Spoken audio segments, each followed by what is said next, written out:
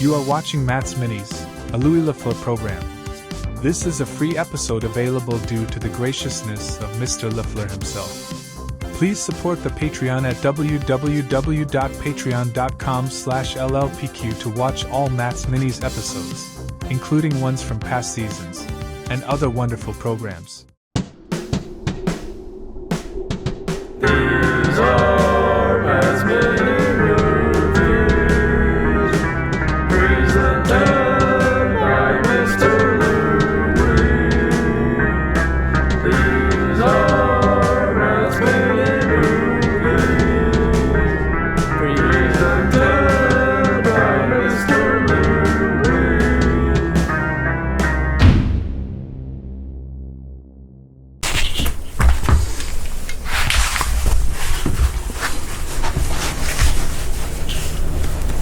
Hello and welcome to another episode of Matt's Minis, presented by Mr. Louis Lafleur. I am Matt Johnson. This is for the week of October 24th, 2025. The last week of the spooky October, although it doesn't include Halloween, I guess, but this does include some more spooky movies, so not a warning, but just to let you know, no warning needed. I mean, come on. If you're scared of just somebody talking about scary movies, then I'm not going to say anything disparaging, but rethink your thoughts. Because I'm not scary. I'm not scary at all. What's scary about me? I'm a tiny little man, and I would never hurt a fly. So don't be scared of me and my little words. My words mean nothing. And now I'll use them to speak about some movies. First movie of the week is called Triangle by C. Smith, 2009. Yes, I guess this is a horror. It's also like a kind of a sci-fi.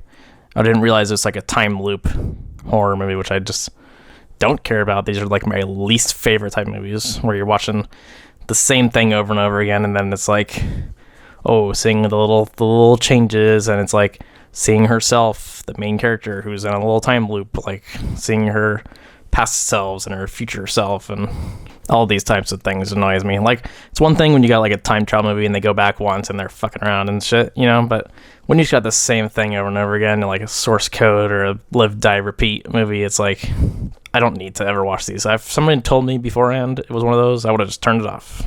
Alas, I watched it. It's nice and short, at least. Not scary in any way. Literally just exists so that you can spot the little things and be like, oh, look, that's what's going to happen. Don't care. And then also at the end, it has this really weird, like, kind of, I don't even want to say twist, but just this very strange addition. Felt totally unnecessary, and it made the whole thing like have a horrible taste in your mouth, let's just say. For my Matt's Minis moving mobiles in the movies, so they start out going on this fancy yacht and then end up on this big cruise ship, which is where all the action takes place. Cruise ship also has a room 237, which is shown multiple times prominently. So trying to be a Shining on the boat movie, I guess. I mean, there was nothing else to do with it. I think it was just a ref. She does get an Audi towards the end when she's getting off the cruise ship, kind of a spoiler, I guess. And there's like a little bit of a car crash sequence towards the end. A little bit of mobile action. They are on a boat the entire time, which counts as a mobile. I think I'll probably give it a 5 out of 10. Who are you? Tell me! No one's hurt. Who are you? No one's hurt. And when they do, you have to kill them. What the fuck are you saying? It's the only way to get home. What? You have to kill them. Kill them! Kill them! Kill them!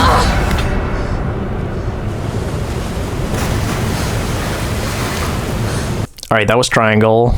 Next movie of the week. It's not a spooky one. It's called After the Hunt by Guadagnino, 2025. The new Luca movie, fake cancel culture type of movie, I guess. Yale students and teachers and consequences of actions or inactions or fake made-up accusations and stuff like that. And all of it very stupid, in my opinion, and goes nowhere.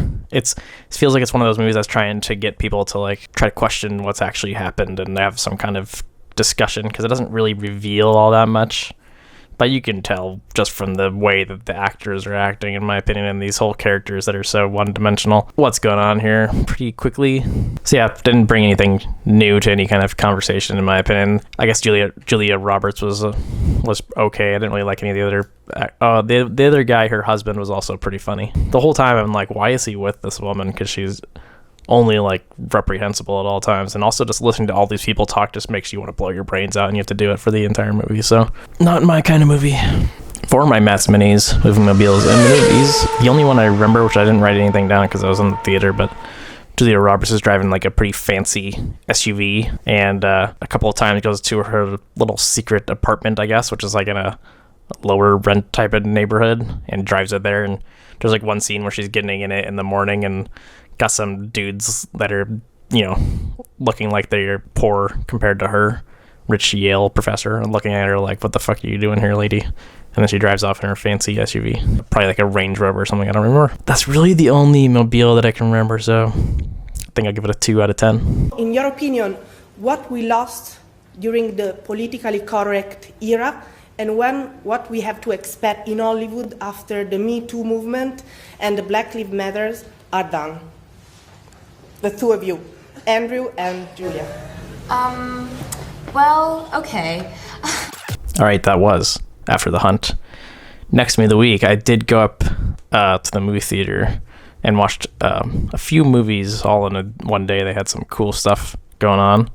And so the first one that day was called Bud Abbott and Lou Costello Meet Frankenstein by C. Barton, 1948. Those are the actors' names, which took me, I don't really know anything about any of this, but it took me a little bit to figure out because nobody was calling each other Bud or Lou. They were calling each other Chick or something, or Chip and something else, and I don't even remember.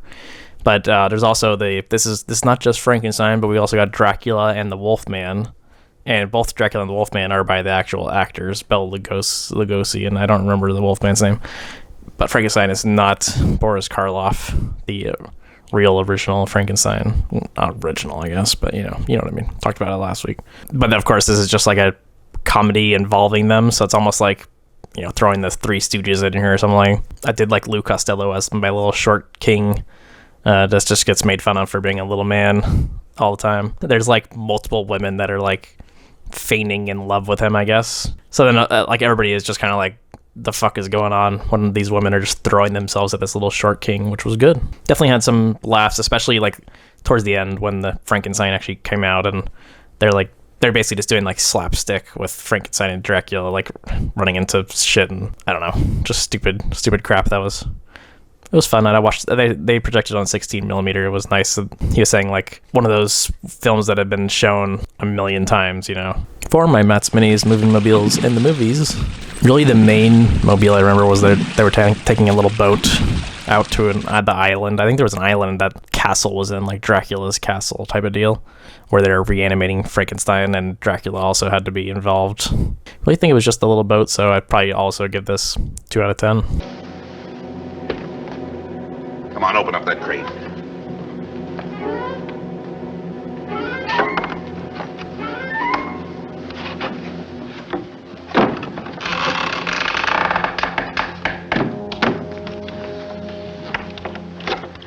Chick. Huh? Did you hear that?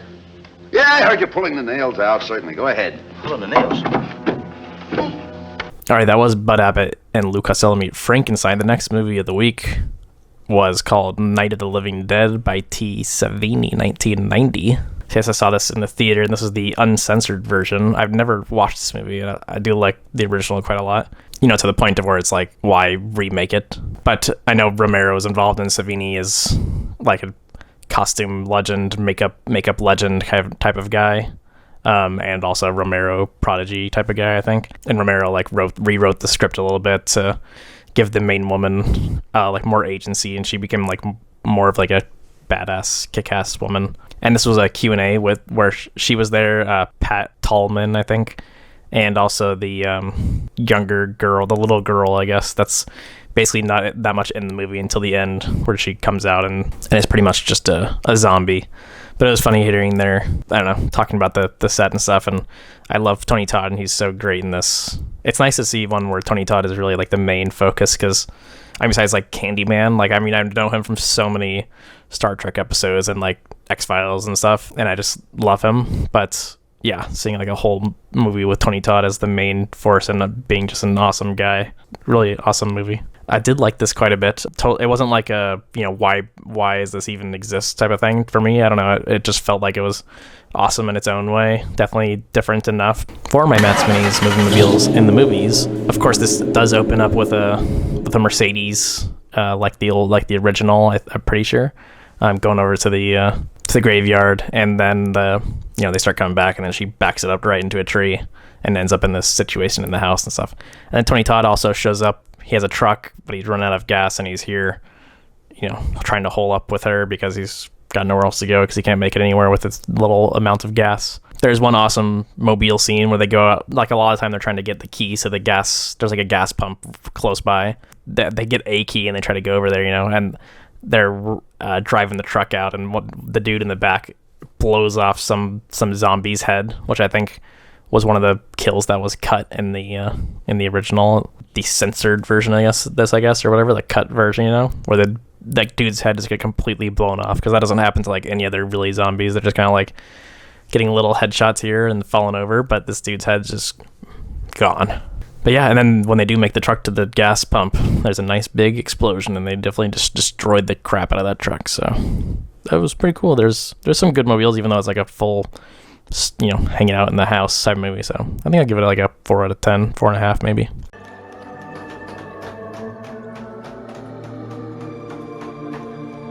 Hey, man, where you taking it, huh? What the hell? No, that says a beer pal. Will you get off my back? God damn it! Damn it! Damn it! Nice going, asshole! You smashed it! You were taking it downstairs! I was not taking it downstairs! Stupid! Alright, that was Night of the Living Dead.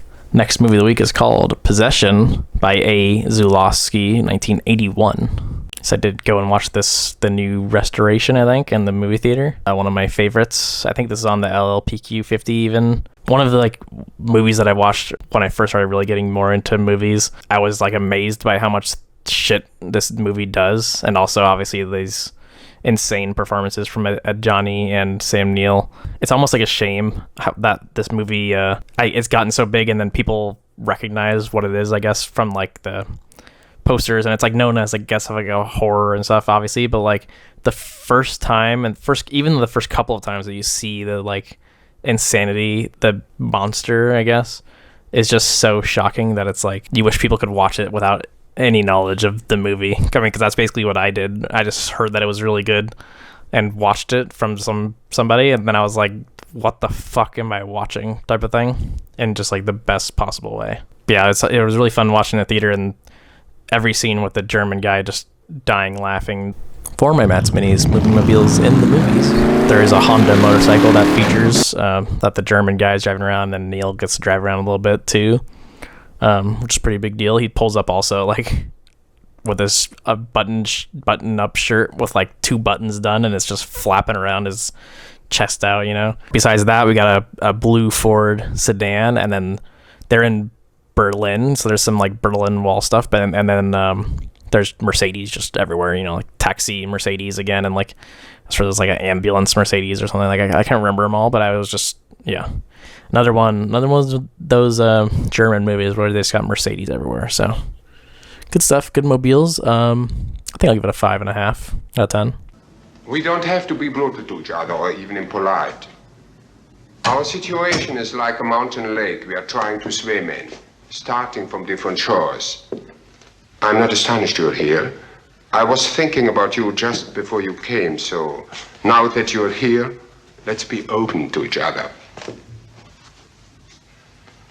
You can hate me as much as you like, but it's you who wants to know things for me, so please make it possible.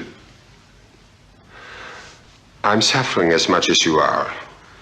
That was Possession. Next movie of the week is called The Hitcher by R. Harmon, 1986, with Rutger Hauer as the Hitcher man. Movie I thought I had seen, but I feel like I hadn't seen the whole thing ever, or one of those that I just watched on TV or something. But really, because it really got me how much this turned into horrible policeman stuff, ACAB, defund police type of deal almost, because they're just such pieces of shit and so just horrible. It just made you not watching this movie. You would not trust any cop that is out in the middle of nowhere, I guess, or especially on like a highway or something like that. It's like everything that the dude is going through is just all the blame is on him, and they're not even trying to do anything about anything, and they're, people are just dying left and right and stuff, and it's like, oh, great job, guys. But I mean, on top of that, there's also the the decisions that he's making. It's hard to put yourself into his shoes entirely, but it's like, really, would I be doing that? Like, that seems kind of ridiculous. But it's not. I mean, it's not that bad compared to like many other horror movies that are just like idiots out, not even using their brain for a single second. Like, he definitely is helping himself somewhat, but some of the times you just think like, oh, do you not just like get this dude caught, like bait him out or something? But then it's also kind of clear that it's not possible. And like any situation that Rutger Hauer gets in, he's like getting out of, which is great. I love a movie like that. It was kind of reminding me of Trap a little bit towards the end, especially, where it's just like, just get a feeling there's going to be another little thing going on, and somehow there's going to be more, you know what I mean? Which was great. I just always love a movie that does that. It's continually just adding on ridiculous shit, Yeah, I love how this just gets into it right away, and Rutger Hauer immediately is just terrifying and menacing, and you're just like immediately like, well, what the fuck are you gonna do? What is this guy gonna do? You're like, he's like totally fucked. For my Matt's Minis movie mobiles and movies, as you can guess, full mobiles, of course. It was basically a full mobile movie with the man hitching the ride. We got that kid, like the whole point is that he's driving the car from Chicago to the San Diego, I think, right? Isn't he saying? I think they referenced San Diego multiple times, like a nice Cadillac looking thing. I don't remember. I didn't even look up what type of exact car it was. But then we got Rutger getting a hold of a big black truck, knocking him off the road, and just pulling up and blasting cops' brains out and shit like that. Plenty of cop car action, of course. Even like a cop chopper at one point. Feels very GTA-like, especially when the chopper comes out, because you're like, oh, he's already avoiding like multiple cop cars, and there's a bunch you can see like down the road, they're chasing him and shit, and then there's like all of a sudden over the horizon, here's the chopper coming to get you. But yeah, there's just all types of mobiles, a bus even, multiple buses, I would say, like a people bus, and then also the cops bus transporting him, and just a never-ending supply. There's also an insane semi-truck scene that is so good. Honestly, this gets a 10 out of 10 for me in the mobile ratings.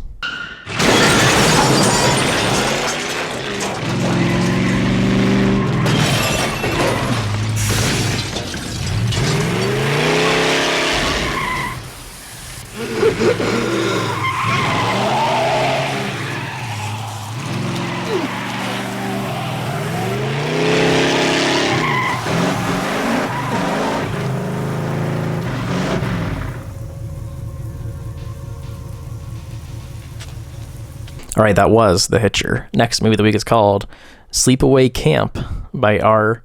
Hiltzik, 1983. Much beloved slasher from the 80s. One which I had never seen before. Very full camp movie. Like a campy movie that's also about a camp. I could not stop thinking about Wet Hot American Summer, because it clearly just has so much influence from this movie. Just so much stupid shit, and they're literally dressed exactly like it in every way, with the little short shorts and crop tops and stuff like that. Lots of gay stuff that's obviously not trying to be, but it's like really hard to not watch it and think that now. And I think the director has come out and like said nothing was intentional, and he was just trying to make this real cool slasher movie or something. It does have some great kills and some cool stuff, like the first death on the pedo guy is obviously great. The owner of the camp also just being a huge asshole in every single scene, with his smoking his cigar and complaining about disturbances or anything happening at the camp that's going to be losing him money in any way, of course. Maybe the best ending, ever, basically, in a movie. So I also get why it's become so beloved because of that, because it's just insane. The mom stuff is also so weird. Like, she's like the most over-the-top hammy. She was reminding me of the fucking grandma lady in Weapons. Like, it seems like she was fully based on this woman, but an even more like ridiculous way back in the 80s, of course. For my Matt's Minis movie mobiles in the movies. So the setup for this, the opening, is a insane sick sequence of this boat killing this dad and his children, or his child, with these young teens that are trying to they're doing water skiing, and not paying attention and just run full force just into these people. But outside of that, they're mostly at the camp the whole time, so they got buses showing up to go to the camp and unload the kids, and then the only other, I think, mobile that shows up is like a cop car when people start dying. That's about it for the mobiles. I think for the beginning, I mean, it's worth probably like a 4 just because of that, to be honest. You sure are a sweet-looking little cupcake, ain't you? Yeah. I think I got something you're gonna like real good. Hey,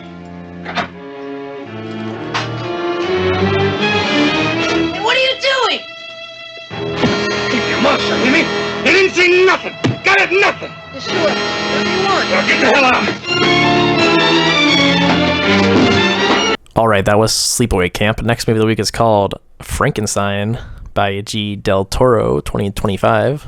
Yes, my third Frankenstein in this and last week's episodes. I guess this was a Frankenstein spooky season for this year. Really unsure why he wanted to make a Frankenstein movie if this was what he was going to do, because this basically just took all of the interesting stuff that Frankenstein ever had and basically stripped it out. Like, it's Frankenstein himself, the doctor, Oscar Isaac, is just a murdering, evil, horrible person that as soon as he creates the monster, he just wants him dead immediately, basically, and just treats him like a piece of shit the entire time and has no remorse whatsoever. And then the Frankenstein, the monster, is also like, he only kills a couple of people like in the beginning, and it's mostly because they're like shooting at him and he's just trying to get to Oscar Isaac. You know, they're literally trying to kill him to do it. There's no kind of moral dilemmas in this in any way, which is so strange for a Frankenstein movie. Like, it's just Elordi as like a stupid, sexy Frankenstein, and then Mia Goth is just in love with him immediately from the very beginning, and you're just like, what am I watching? There's just like a immediate love story Frankenstein. I don't know, it's just obviously the production and everything is cool. Laurie looks very strange, like as a monster. He just kind of looks like they colored him blue a little bit and put some lines on his body. Doesn't even have a big freaky head or bolts in the neck or anything cool about that. I don't know, I guess I'm just hating a lot, but I really don't understand this movie. Should not have been called Frankenstein, really, in my opinion. I mean, it's a nothing movie without it also, but it's like, at least you don't come in with these preconceptions of what Frankenstein is. And then this movie's like, nah, fuck that. We're not even trying to do Frankenstein at all. For my Matt's Minis, Living Mobiles, and the movies. So, of course, Frankenstein set in the, 1800s, early 1800s, mid 1800s. No really mobiles. I guess they're kind of in a train or something, but all I remember was the whole beginning scene sequence, which is not in any other Frankenstein movie, I think, is ever. Or maybe the Branagh ones, I don't know. Is like some Scandinavian dudes in a huge boat trying to make it to the North Pole, I believe, and they're stuck in the ice. And that kind of bookends the movie. And so we got one big giant boat mobile. I guess I'll give it like a 1.5 out of 10.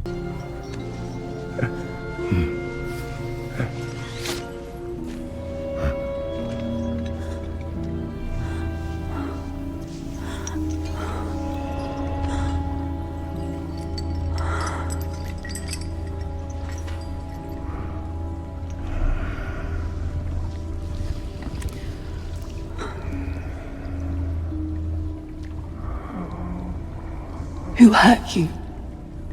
All right, so that was Frankenstein. Next movie of the week is called Trauma by D. Argento, 1993.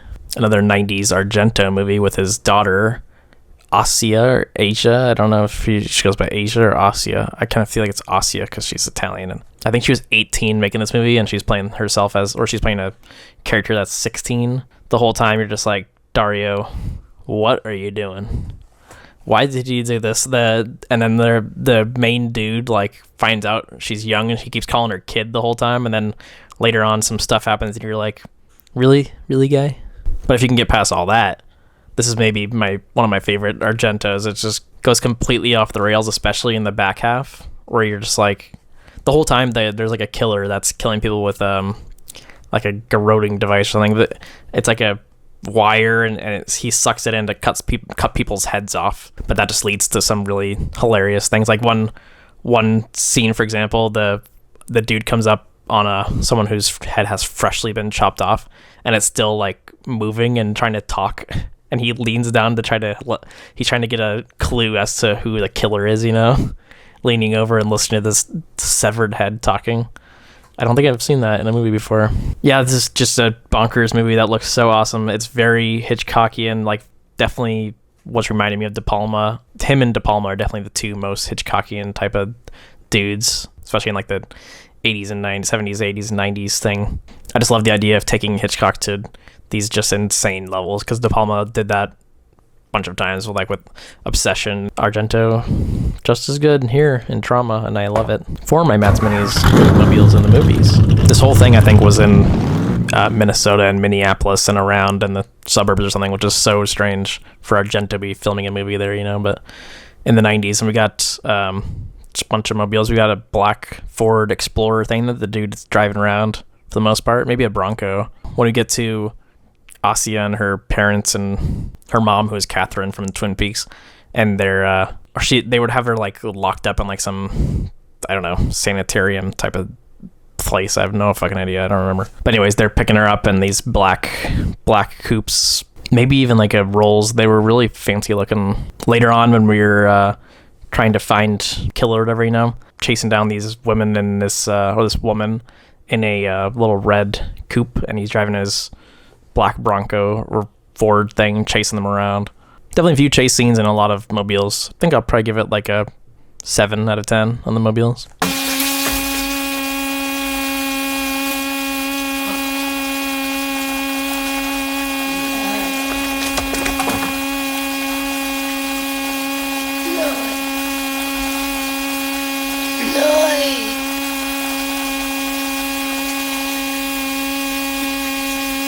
Okay, so that was Trauma, last movie of the week.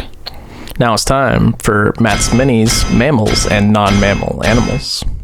Coming in at number 3 for the week is going to be from Hitcher.